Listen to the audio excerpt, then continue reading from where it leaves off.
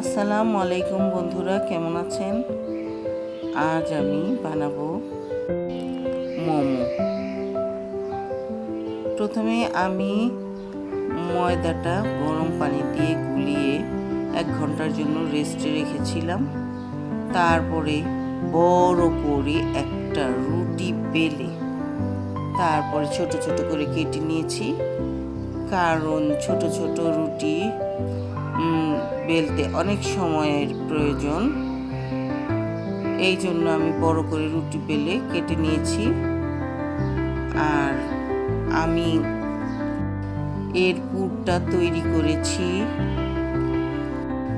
গাজর কুচি, পেঁপে কুচি, ফুলকপি কুচি, কাঁচা মাংসর কিমা, আর কাঁচামরিচ, পেঁয়াজ, vinegar, soya sauce, tomato sauce সব মাখিয়ে একসাথে মাখিয়ে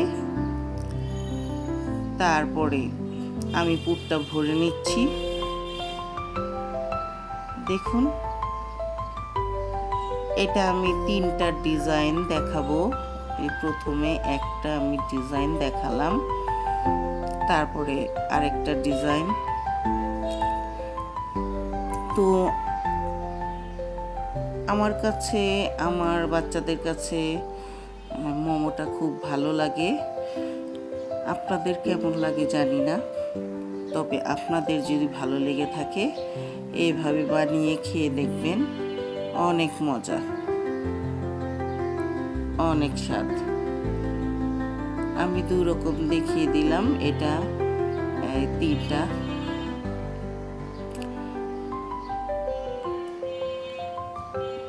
আপনাদের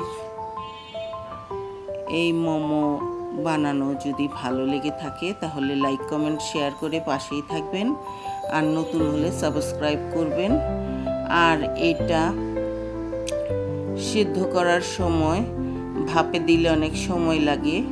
একটা ফ্রাই প্যানে আপনারা অল্প একটু পানি দিয়ে 10-12টা যে কয়টা জায়গা হয় ফ্রাই প্যানের মধ্যে একটু ফাঁকা ফাঁকা করে দিবেন, কারণ ফুলে এটা সিদ্ধ হলে। তারপর ঢাকনা দিয়ে ঢেকে দিলে পানিটা শুকিয়ে গেলেই হয়ে যাবে।